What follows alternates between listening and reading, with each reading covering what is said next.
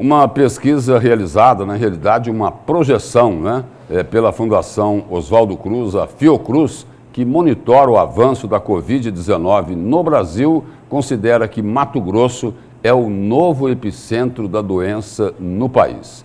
E é para falar sobre este assunto que nós vamos conversar ao vivo agora, via Skype, com o pesquisador da Fiocruz, Diego Xavier.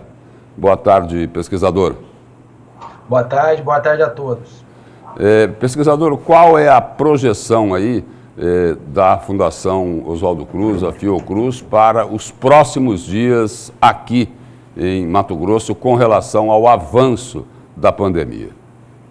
Bom, o que nós temos observado é que a velocidade, né, de duplicação, né, de casos, a velocidade em que os casos estão dobrando no estado, ela está, da última vez que isso ocorreu, isso aconteceu em cerca de 11 dias. E os óbitos duplicaram em torno de 9 dias. Nesse sentido, é bastante preocupante o que está acontecendo no estado, dado que hoje a ocupação de leitos de UTI já ultrapassa 93%. Né? As grandes cidades, as cidades polos, né, que têm essa infraestrutura de saúde, eles já apresentam esse comportamento de lotação das UTIs. Com isso, o aumento do número de casos, principalmente de casos graves que vão estar demandando esse tipo de atendimento, não vai poder ser realizado. Né? Então, a tendência é que os óbitos acabem aumentando, infelizmente. E nessa projeção aí da Fiocruz, quais seriam os números, pesquisador, para os próximos dias aí, de casos confirmados e também de óbitos? Bom, se o comportamento da velocidade da doença continuar, é esperado que até o dia 10, em torno do dia 10, dia 11 de julho, esteja se alcançando aí mais de cerca de 28 mil casos, né? E, infelizmente, os óbitos, em torno de 1.200 óbitos aí numa perspectiva de até o final da semana. Porque a média aqui de óbitos, né? A média de óbitos tem sido aí entre 35 e 40 nos últimos dias. E já teve muitos dias aí que, pelo balanço da Secretaria Estadual de Saúde, o número de casos confirmados passou de 1.000. É essa progressão aí que o senhor se refere. Exatamente. É bastante importante que a população entenda que é necessário que se fique em casa, que se use máscara. Quem puder ficar em casa tem que ficar em casa. A gente precisa tomar medidas mais enérgicas nesse momento que a doença cresce com velocidade no estado, porque a gente já está num cenário de colapso do sistema de saúde. Então é muito importante que as recomendações de usar máscara, de manter o distanciamento social, sejam seguidos para que o sistema de saúde tenha um respiro para poder absorver esses novos casos graves que vão estar aparecendo no estado.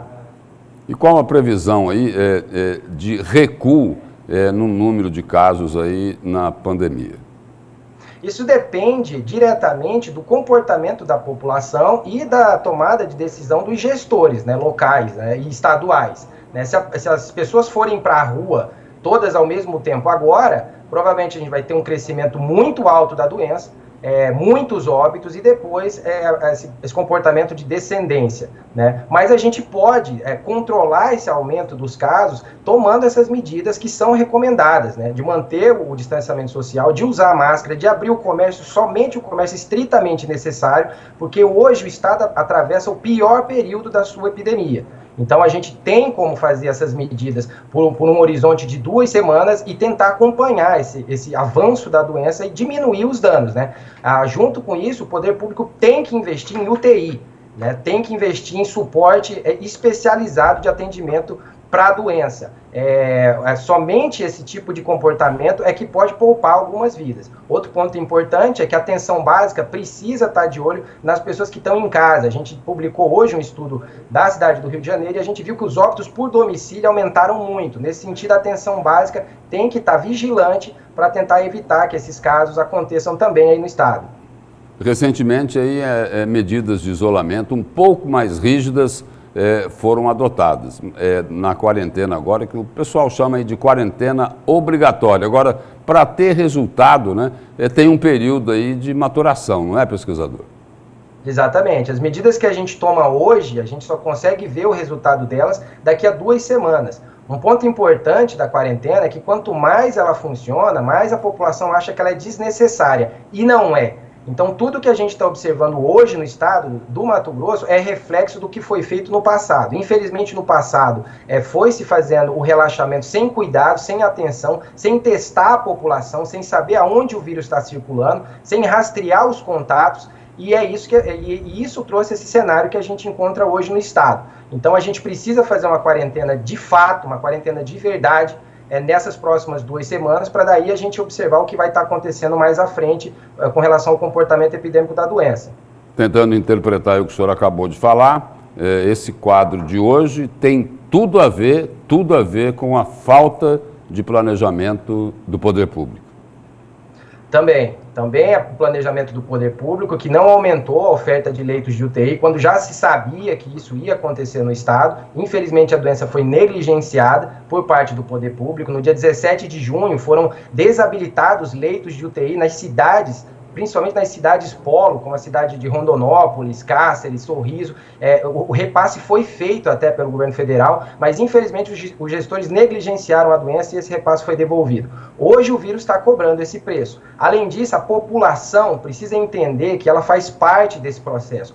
Quando eu me previno, quando eu me cuido, eu estou cuidando do meu vizinho. Quando o meu município se cuida, o meu município está cuidando dos municípios vizinhos. O discurso de união, ele não é retórico, ele é prático. E quanto mais a gente se unir para combater essa doença, a população, os prefeitos, o governador e o governo federal, maior vai ser a possibilidade de a gente poupar vidas nesse momento difícil que a gente vive. Quer dizer, para sair desse epicentro, dependemos de 2 coisas, né? De gestores, de governantes mais responsáveis e da consciência da população.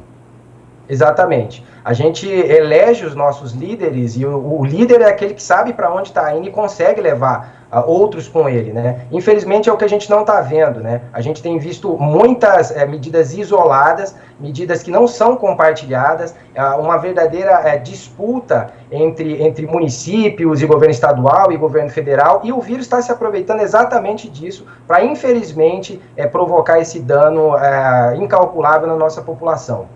Pesquisador, muito obrigado pela presença e pelas informações aqui no Jornal do Meio-Dia. Eu que agradeço. Boa tarde.